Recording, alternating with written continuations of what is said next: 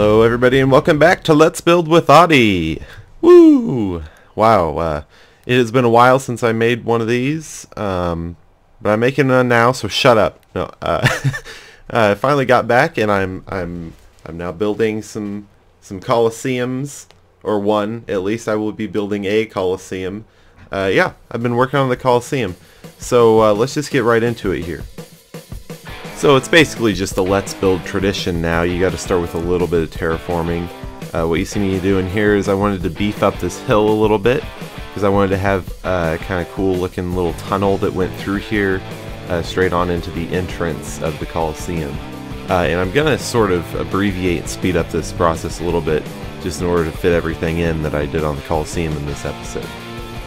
Because I really messed with this little entry walkway quite a bit, and you'll see here in a minute, I made it longer than I intended to initially. I wanted it to be kind of a long drawn-out entrance, but eventually once I stepped back to take a look, overall I felt like it looked kind of forced. It looked like I kind of squished it in there, and it just looked unnatural, like it didn't really fit with the terrain. So you see here in a second just kind of an overview of what I had. And then as we fly by, I'll show you. I ended up just sort of tearing off that whole end section, and I went with something a little more simple, a little shorter. It looked like it fit a lot better in the natural terrain, and I was just happy with it here overall in general.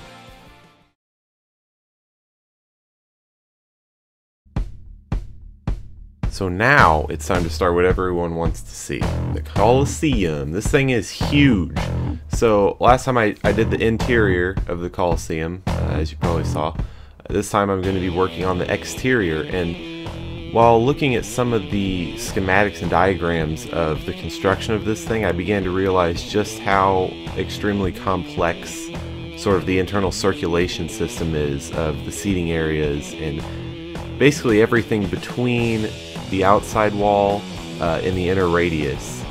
Just there's all kinds of ramps and staircases, and it's nuts.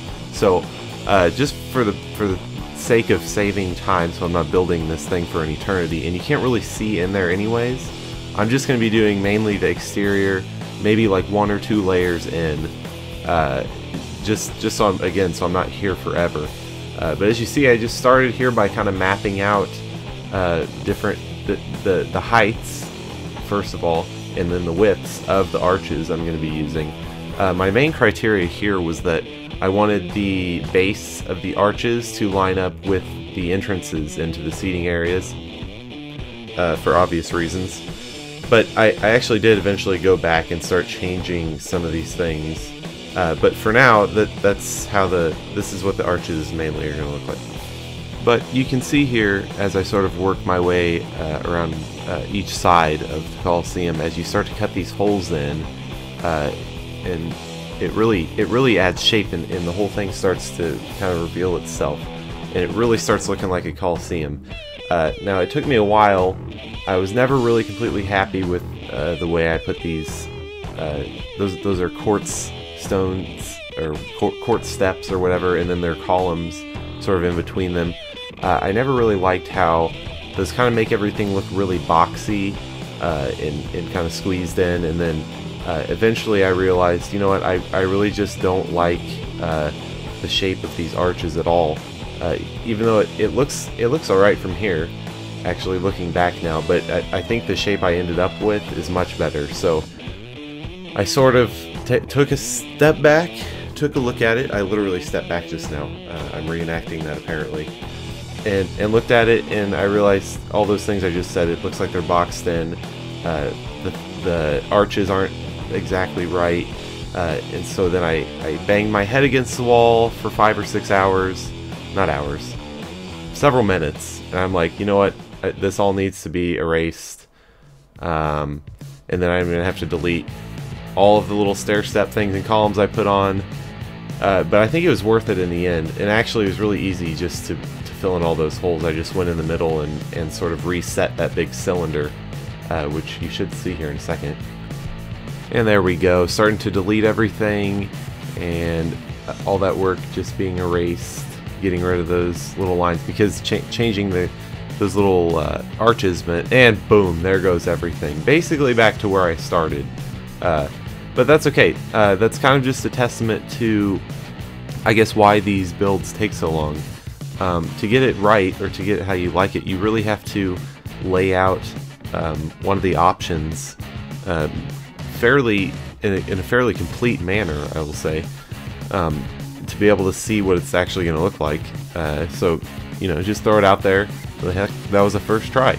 And now, as you can see, I'm putting in these other arches. They're more streamlined, if someone will or may. They're taller and thinner. That I felt like that reflected the Colosseum a lot more realistically. And still, I'm putting in these weird boxy column things between them, which again wasn't a terrible option, but it ended up not being what I liked the most. So eventually, I went through and erased those columns too, which was kind of a pain. But I think definitely worth it in the end when you see the end result. So again, as we see me just kind of working around the side here, adding in these archways, it really starts to take shape. It starts to actually look like a Colosseum.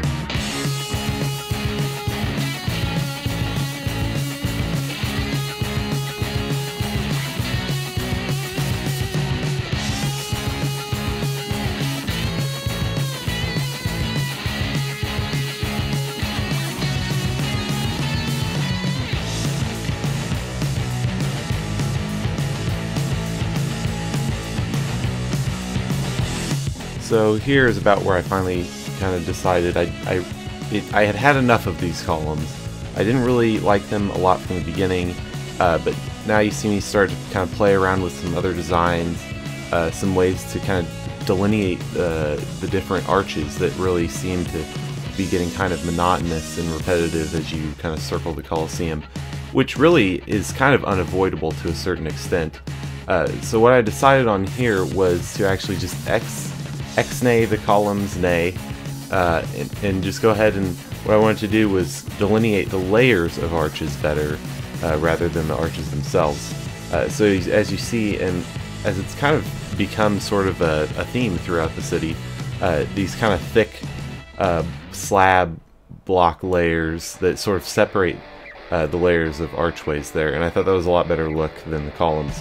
And then to kind of differentiate the top layer here, and you see me there, just that's called building ADD. I just kind of can't help myself but to kind of get off task sometimes and just mess with that little decoration there in the middle. But anyways, to sort of delineate or differentiate, I guess, the layers, that top layer has a different design on the bottom. Instead of layering it again with sandstone, I went ahead and put some little sort of drop down staircases, I guess. I don't know, it's kind of cool looking. You see it in the end.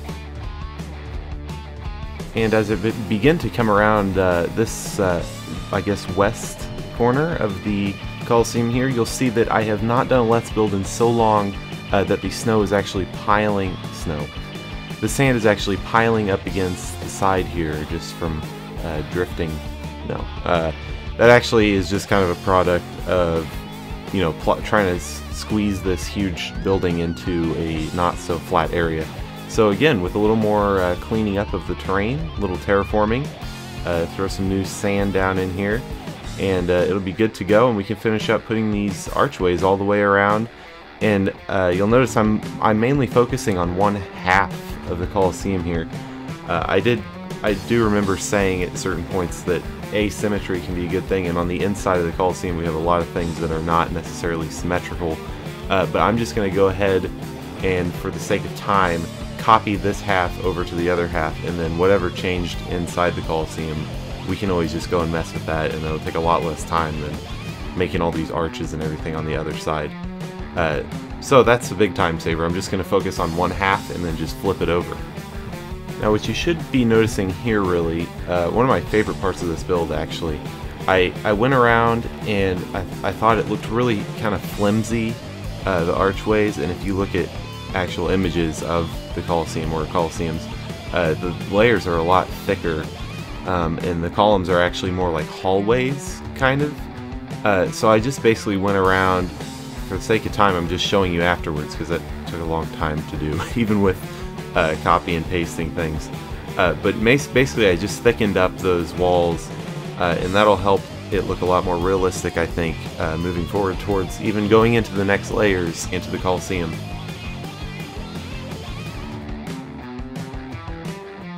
So to sort of cap off the whole episode here, I wanted to do something that was a little less monotonous, a little less like seeming like a task. So I went back around, you can see I already had a design up there that I was playing with. I wanted to mess around a little bit more, see if I could come up with something better. And then I ended up thinking, you know what?